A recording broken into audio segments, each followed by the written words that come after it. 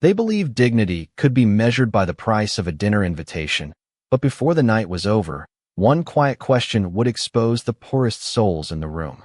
The Castellano estate shimmered beneath hundreds of warm crystal lights, its limestone walls glowing against the cool Chicago evening as luxury sedans curved through the circular driveway one after another.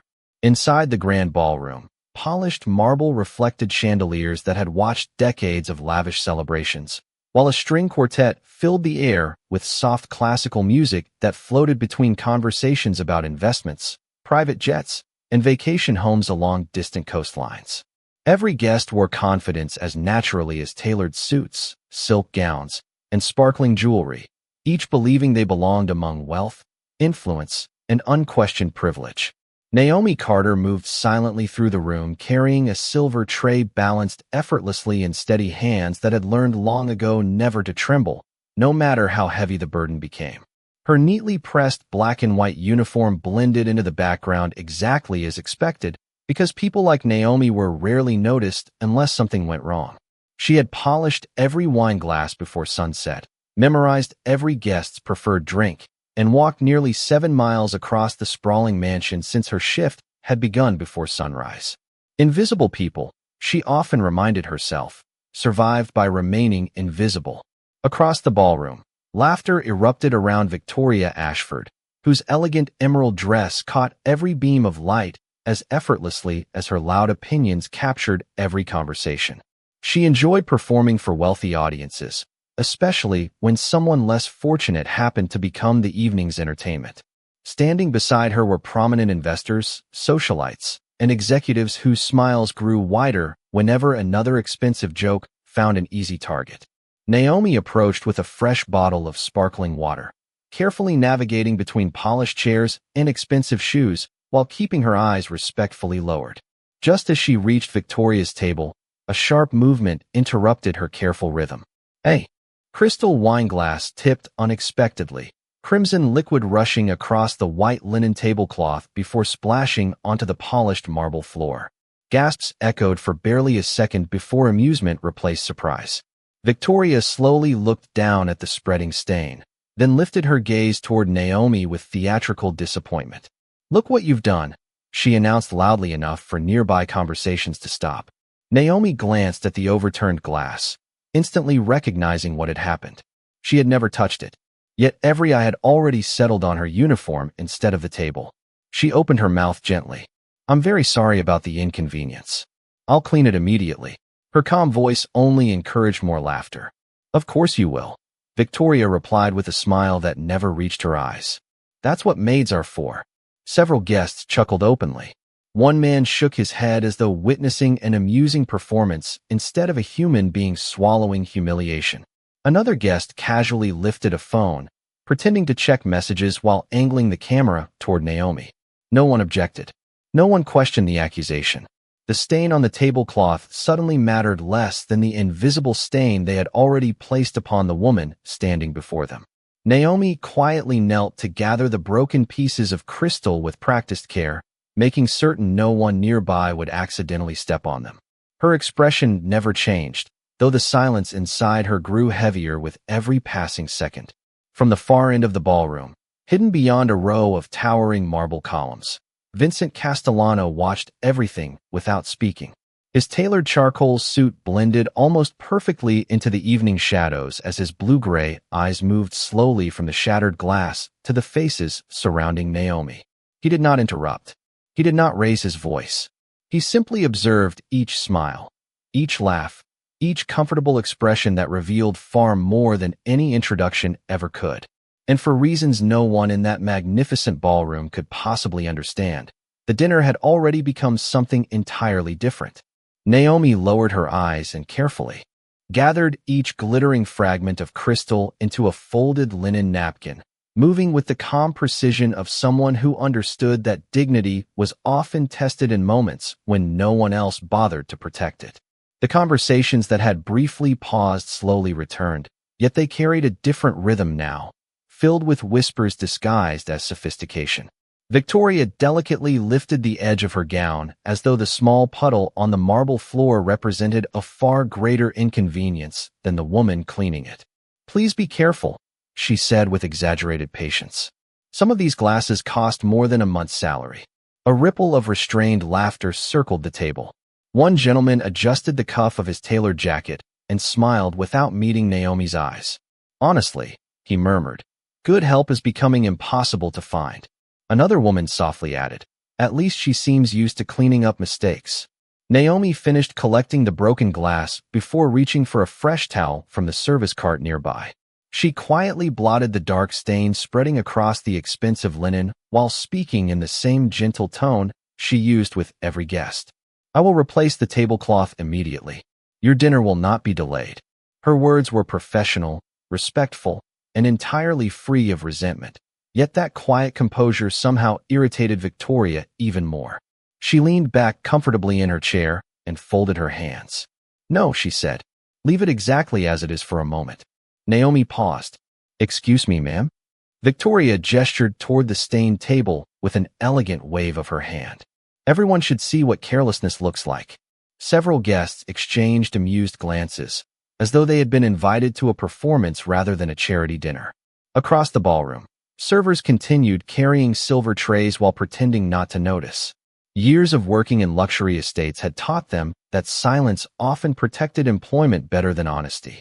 Even Edward Brooks, the estate's longtime head butler, hesitated before taking a single cautious step forward. His expression tightened beneath neatly combed gray hair, but before he could speak, Victoria offered him a pleasant smile that carried unmistakable authority. Everything is under control, she assured him. Edward stopped. He knew this evening had attracted influential business partners whose financial relationships mattered to the estate, and disrupting the gathering without direct instruction would create complications that reached far beyond a spilled glass of wine. Naomi rose with the fresh tablecloth folded neatly across her arms, hoping the moment would quietly disappear. Instead, Victoria tilted her head with theatrical curiosity. Tell us, she asked loudly enough for nearby tables to hear. How long does someone train to become this skilled at cleaning other people's messes? More laughter followed. Naomi remained still for only a heartbeat before answering with remarkable calm. Long enough to know every mess can be cleaned with patience. Her reply surprised several guests.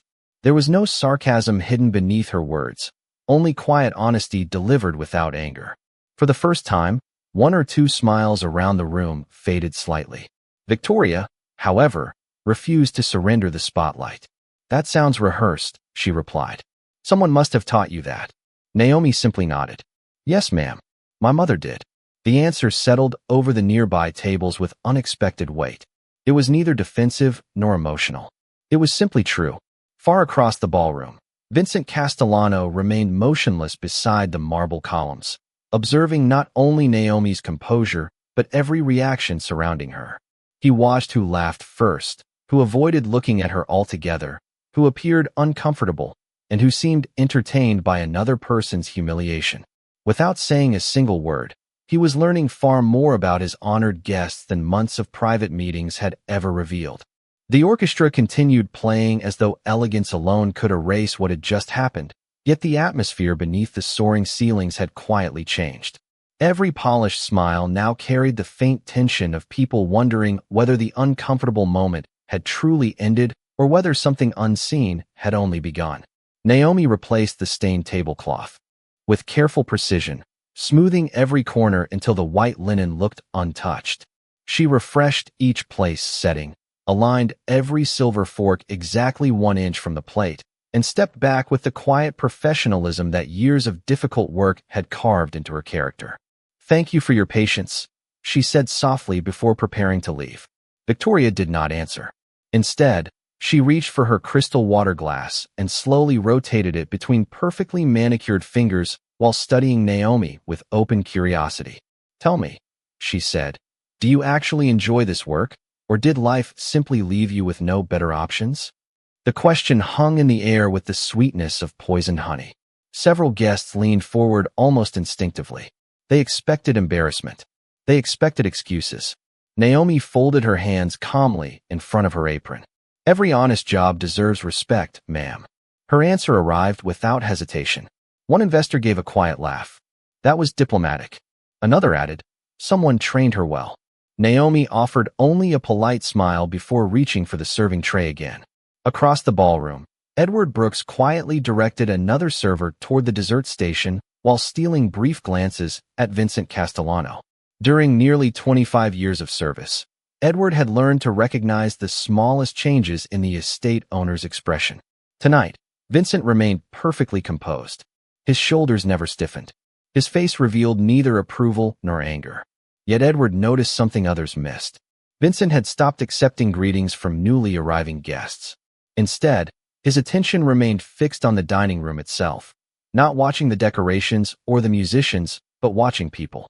One by one, conversation by conversation, reaction by reaction. It was as though he were memorizing every choice they made when they believed no consequences existed. A young valet quietly approached Vincent and offered a folder containing updated schedules for the evening. Vincent accepted it with a simple nod but never opened it. His eyes followed Naomi as she crossed toward another table where an elderly couple thanked her warmly for refilling their coffee. She smiled naturally, wished them a pleasant evening, and continued working with exactly the same kindness she had shown everyone else, including those who had just ridiculed her. Vincent noticed that difference. So did someone else. Charles Whitmore, one of the evening's most influential investors, walked over carrying a glass of sparkling water. Quite a scene earlier, Charles remarked with an amused grin. Some people simply are not suited for high society. Vincent finally looked at him. Is that your conclusion? Charles shrugged casually. Presentation matters. First impressions matter. That is how successful people think.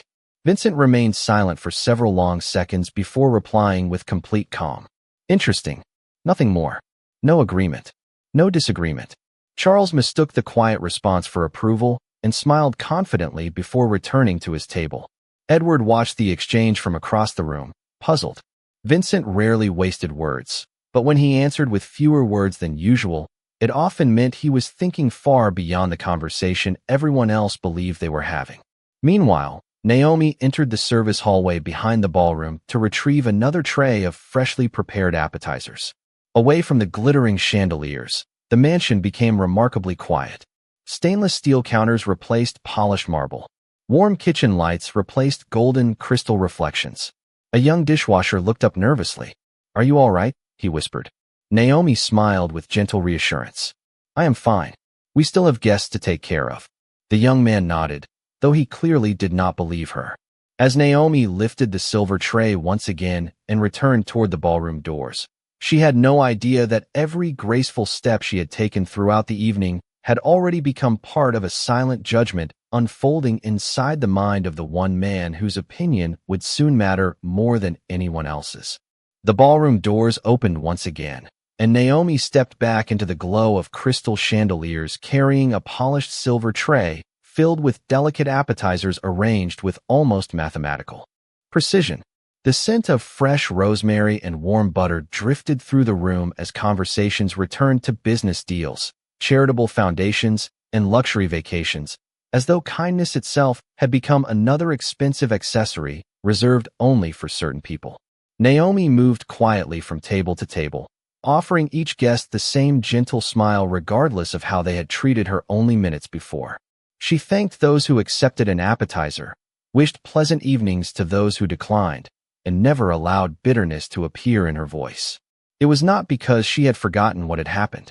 It was because years earlier she had promised someone she loved that cruelty would never be allowed to decide the kind of person she became. As she reached the far side of the ballroom, an elderly woman seated near the windows looked up warmly. "Young lady," she said, "would you help me with my chair?" Naomi immediately set down the tray, carefully adjusted the chair, and placed a folded napkin across the woman's lap before returning the tray to her hands. "Is there anything else I can do for you, ma'am?" she asked.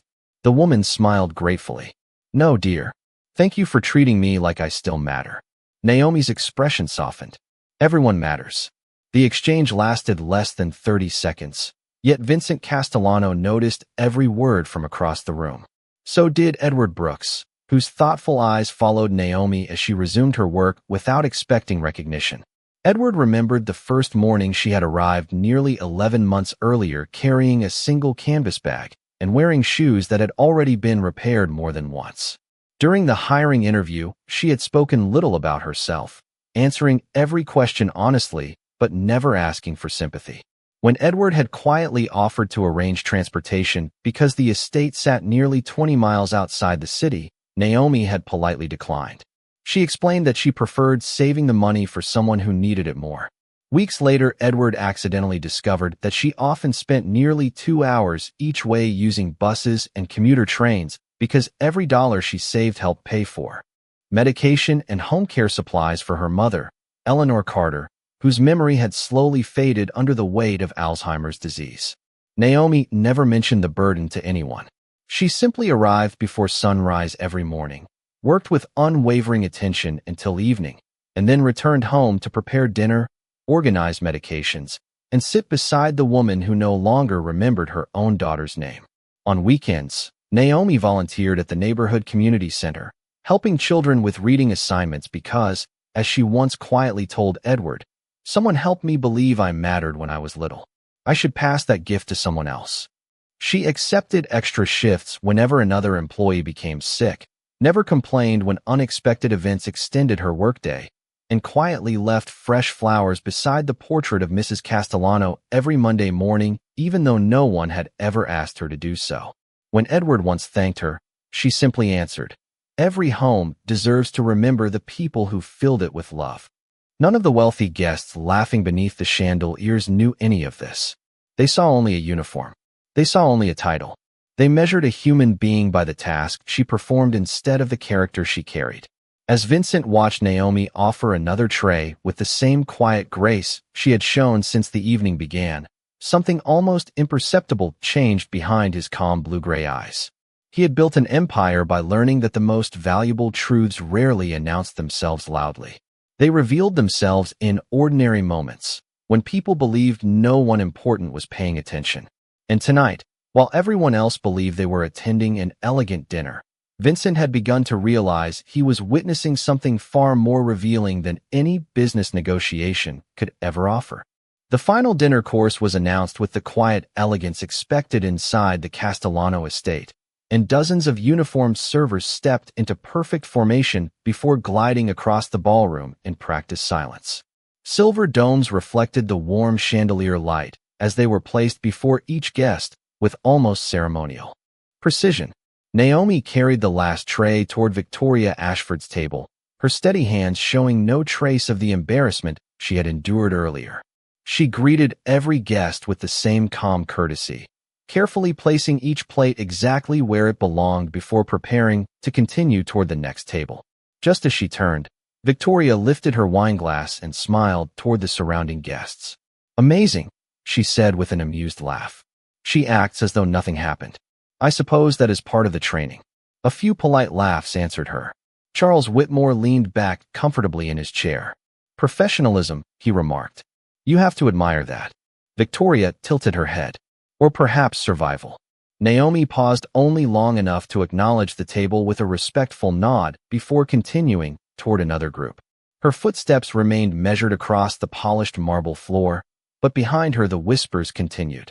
"She probably hears comments like this every day," one guest quietly observed.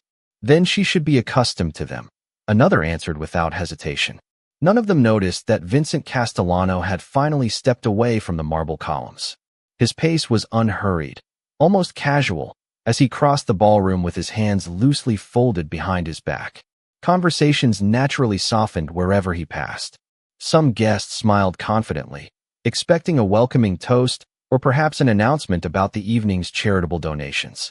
Others straightened their jackets, eager to catch his attention. Vincent acknowledged each greeting with a polite nod, but never stopped walking until he reached the center of the ballroom. The string quartet gradually lowered their instruments as the room instinctively grew quiet. Even those who had not seen him approach sensed the subtle shift in the atmosphere. Naomi turned as well, surprised to find every pair of eyes slowly moving toward the estate owner. Edward Brooks quietly dismissed the remaining servers with a small gesture, leaving only Naomi standing beside her service cart. Vincent looked around the room with remarkable calm.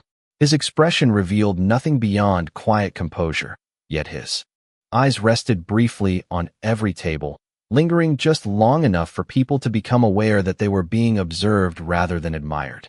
He thanked everyone for supporting the evening's charity fundraiser and expressed appreciation for their generosity.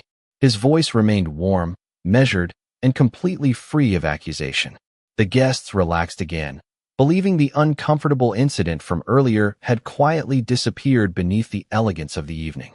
Then Vincent turned slightly toward Naomi. "Miss Carter," he said. Naomi looked up immediately. "Yes, sir. Would you please remain where you are for just a moment?" She nodded respectfully. A puzzled silence spread across the ballroom. Victoria exchanged a confident smile with Charles, apparently assuming Vincent intended to address service standards or reinforce expectations for the household staff. Instead, Vincent slowly looked back toward the assembled guests. He allowed several quiet seconds to pass before speaking again. "This evening," he began, "I have watched remarkable conversations about leadership, success, generosity, and character." He paused once more, letting the words settle naturally into the stillness surrounding them. "I also witnessed something else." No one moved. Crystal glasses remained untouched. Even the kitchen doors stopped swinging as staff members quietly listened from the hallway. Vincent folded his hands in front of him and asked a single question with neither anger nor judgment in his voice. "Before deciding what someone is worth, has anyone in this room ever asked who quietly cleans the messes that make your comfortable lives possible?" The words were not loud. They did not need to be. They settled over the ballroom with the weight of undeniable truth.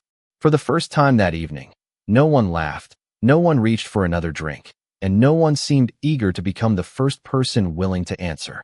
The silence lingered so completely that even the faint clink of silverware being placed in the kitchen seemed unusually loud. No one answered Vincent Castellano's question. The guests who had spent the evening speaking confidently about leadership and success suddenly found remarkable comfort in avoiding eye contact. Victoria Ashford slowly lowered her wine glass onto the table without making a sound, while Charles Whitmore adjusted his cuff links for the second time in less than a minute. Naomi remained exactly where Vincent had asked her to stand, her hands folded neatly in front of her apron, uncertain why the attention of the entire ballroom had shifted toward her. Vincent allowed the quiet to stretch naturally before turning his head toward Edward Brooks. "Edward," he said calmly, "you have managed this estate longer than anyone here. Tell us something about Miss Carter that these guests would never discover by looking at her uniform." Edward hesitated only out of respect for Naomi's privacy. He glanced toward her, and she gave the smallest reassuring nod. Edward drew a slow breath. "Miss Carter has never arrived late for a single shift," he began. "Last winter, during a blizzard that closed half the city, she spent nearly 3 hours traveling by bus and train because she did not want the kitchen staff to be short-handed before a holiday event." A few guests shifted uncomfortably in their chairs. Edward continued. "She also volunteers to cover extra shifts whenever another employee has a family emergency. She has never asked for special treatment, and she has quietly refused overtime bonuses more than once because she believed another employee needed the money more." Vincent listened without interruption. Then he looked toward the kitchen entrance. "Daniel," he called gently. The young dishwasher who had spoken with Naomi earlier stepped forward nervously, clearly surprised to hear his name. "Tell them what happened 2 months ago." Daniel swallowed before answering. "My father became sick unexpectedly. I was going to quit because I needed to stay home with my younger sisters. Miss Carter gave me her own grocery budget for the week and helped arrange different work schedules so I could keep my job." He quickly lowered his eyes. "She told me not to tell anyone because she said kindness does not become more valuable when people applaud it." The ballroom grew even quieter. Vincent turned toward another employee standing near the service hallway. It was the elderly housekeeper, Margaret Ellis, whose silver hair reflected the chandelier light. "Mrs. Ellis?" She smiled gently through moist eyes. "When my husband passed away last spring, I returned to work because I did not know what else to do. Every morning for 2 weeks, someone left fresh coffee and breakfast outside my office before I arrived. I eventually discovered it was Naomi. She never mentioned it again." Victoria's confident posture slowly faded. She glanced briefly toward Naomi before looking away. Charles no longer appeared interested in defending professional appearances.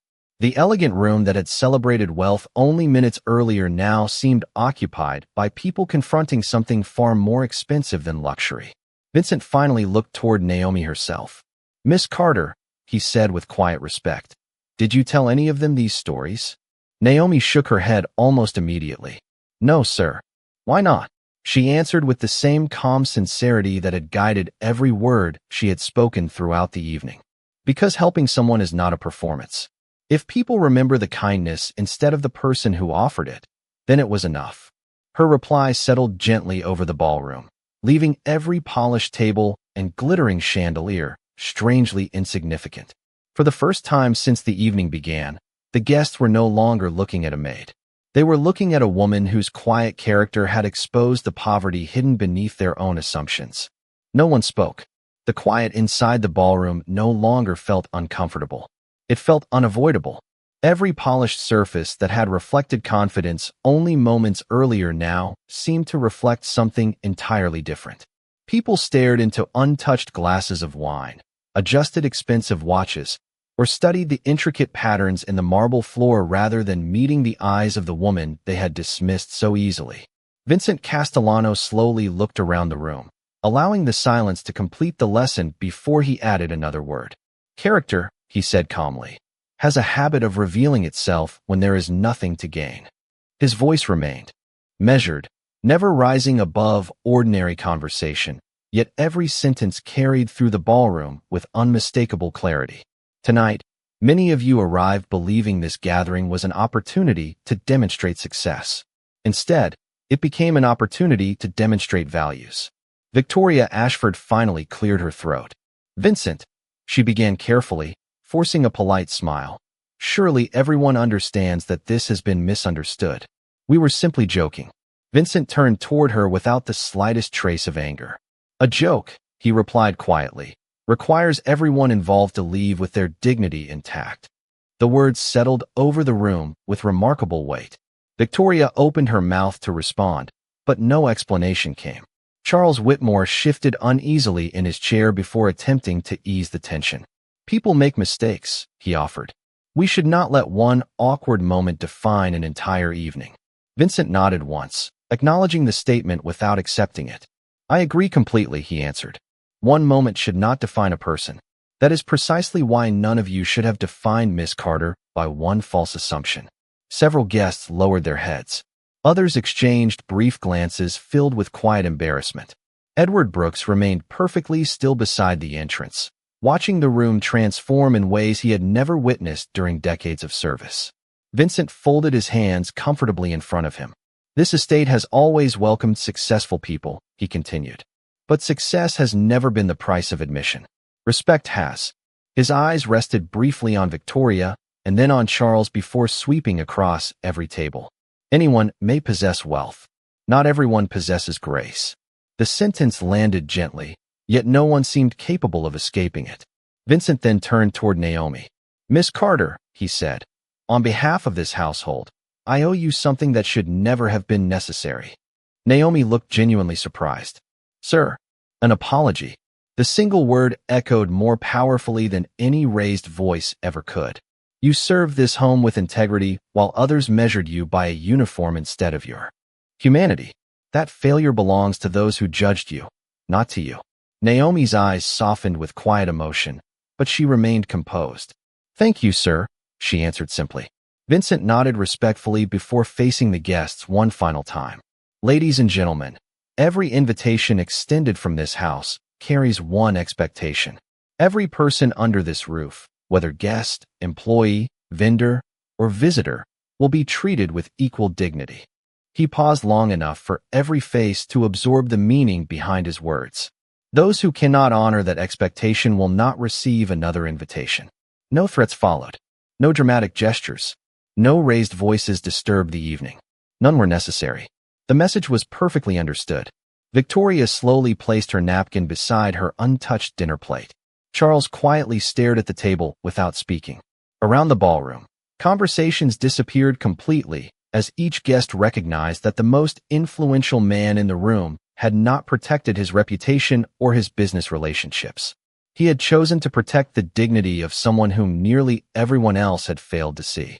And in that unforgettable silence, the balance of power shifted without a single display of force. For several long moments, No one moved from their seat. The quartet quietly resumed playing in the background, but the familiar melody no longer filled the ballroom with effortless elegance. Instead, it drifted gently through a room where expensive conversations had been replaced by thoughtful silence. Vincent Castellano gave a small nod to Edward Brooks, signaling that dinner should continue exactly as planned. There would be no dramatic ending to the evening, no public humiliation in return for humiliation, and no celebration of anyone's embarrassment. The lesson had already been delivered. Edward quietly instructed the staff to resume service, and one by one the servers returned to their stations. Naomi instinctively reached for another silver tray, prepared to continue working as though nothing extraordinary had happened. Before she could take another step, Vincent spoke once more. "Miss Carter." She turned respectfully. "Yes, sir. Walk with me for a moment." The request surprised nearly everyone in the room. Vincent led her away from the dining tables toward the floor-to-ceiling windows overlooking the estate gardens, where soft landscape lights illuminated rows of maple trees and carefully trimmed hedges stretching into the quiet night. The distant fountain reflected silver ripples beneath the evening sky, creating a peaceful contrast to everything that had unfolded inside. Vincent rested one hand lightly against the window frame before speaking. "Edward has told me many things about your work over the past year," he said. Naomi lowered her eyes modestly. "He has always been very kind to me." Vincent smiled faintly. "Kindness is not the same as honesty. Edward respects people who earn it." Naomi remained silent. Vincent looked toward the gardens for a brief moment before continuing. "When people have power, they often believe respect naturally belongs to them. In reality, respect belongs to the people who continue doing the right thing after they have every reason to stop." Naomi considered his words before quietly answering. "My mother used to tell me that bitterness asks for very little effort. Grace asks for everything." Vincent slowly nodded. "She sounds like a remarkable woman." Naomi smiled softly. "She still is, even when she cannot always remember my name." Vincent understood immediately. No further explanation was necessary.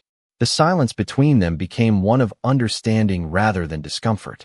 After a few moments, Vincent reached into the inside pocket of his jacket and removed a neatly folded envelope. "This is not a reward," he said as he handed it to her. Naomi accepted it with visible hesitation. "Sir, I do not think I should." Vincent gently interrupted. "Please allow me to finish." She looked up attentively. "Inside is information about a private medical care program that my family's foundation quietly supports. I have already spoken with the director.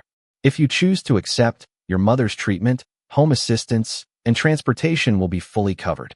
Naomi stared at the envelope without opening it. Her eyes filled with emotion, yet she held herself together with the same quiet dignity she had shown throughout the evening. "I do not know how to thank you," she whispered. Vincent shook his head almost immediately. "Then do not thank me." He glanced back toward the ballroom where guests were slowly returning to dinner with noticeably humbler expressions. "If tonight accomplished anything, I hope it reminded everyone, including me, that the strongest houses are not built with marble, but with the character of the people inside them." Naomi carefully held the envelope against her heart before offering the smallest grateful smile. Neither of them noticed that several guests standing across the ballroom had quietly witnessed the exchange through the tall windows. For the first time that evening, they were not looking at a powerful man helping an employee. They were watching two people who understood that genuine respect never travels in only one direction. The evening gradually returned to its familiar rhythm, yet nothing inside the Castellano estate felt quite the same. Conversations resumed in softer voices. Laughter became quieter, and every member of the household noticed a subtle change that no chandelier or orchestra could have created. Naomi carefully placed the unopened envelope inside her apron pocket before returning to the service cart. She adjusted a stack of polished dessert plates, straightened a folded linen napkin that had slipped slightly out of place, and continued serving the remaining guests with exactly the same grace she had shown since the doors first opened hours earlier. She did not walk taller because someone important had defended her. She did not seek recognition from those who suddenly wished to meet her eyes. Her dignity had never depended upon their approval, and because of that, it could never be taken away by their judgment. One by one, guests quietly approached her table before leaving the estate. Some offered awkward smiles. Others expressed sincere apologies that required no audience to validate them. An elderly couple thanked her once again for her kindness during dinner, while a young entrepreneur admitted he had spent years believing success meant being admired rather than becoming admirable. Naomi accepted every apology with the same gentle courtesy, never demanding explanations, never seeking revenge, and never allowing bitterness to become the final memory of the evening. Victoria Ashford lingered near the entrance longer than anyone expected. Her confident posture had disappeared, replaced by the uncomfortable awareness that expensive clothing could not disguise genuine regret. After watching several other guests quietly apologize, she slowly walked toward Naomi. For a moment, neither woman spoke. Finally, Victoria lowered her eyes. "Miss Carter," she said softly, "I judged you before I knew anything about you. I was wrong." Naomi looked at her calmly. "Thank you for saying that." Victoria hesitated before asking, "Can you forgive me?" Naomi offered a small, peaceful smile. Forgiveness becomes easier when someone is willing to learn. There was no triumph in her voice, only quiet compassion. Victoria nodded gratefully before leaving the ballroom with slower steps than the ones that had carried her inside earlier that evening. From across the room, Vincent Castellano watched the exchange without interrupting. Edward Brooks joined him beside the tall windows overlooking the gardens. "Quite an evening," Edward said quietly. Vincent smiled faintly. The dinner accomplished more than the fundraiser. Edward glanced toward Naomi, who was now helping another employee collect empty plates after most of the guests had departed. "She never stopped working," Edward observed. Vincent nodded. "Because character is not something people perform when others are watching. It is what they quietly choose when no applause is expected." Outside, the first light snowfall of the season began drifting across the estate grounds, covering the stone walkways in a gentle blanket of white. The final luxury sedan disappeared beyond the front gates, carrying guests who had arrived believing influence was measured by wealth and leaving with a far different understanding of value. Inside the ballroom, Naomi noticed a single dessert fork resting beneath one of the tables. Before she could bend to retrieve it, Vincent stepped forward, quietly knelt beside her, and picked it up himself. He placed it gently onto the silver tray and smiled with simple respect. "Thank you for taking care of this home," he said. Naomi returned the smile. "Thank you for reminding everyone what home should feel like." No cameras recorded the moment. No newspaper reported it. No speech celebrated it. It remained a quiet exchange between two people who understood that genuine greatness was never proven by power alone, but by the willingness to protect another person's dignity. And long after the crystal glasses had been polished, the marble floors had been cleaned, and the lights inside the grand ballroom had faded into darkness, that simple truth remained brighter than anything wealth could ever purchase. That night, everyone who had entered the Castellano estate remembered the elegance of the mansion, but they never forgot the woman who wore the simplest uniform and carried the greatest dignity.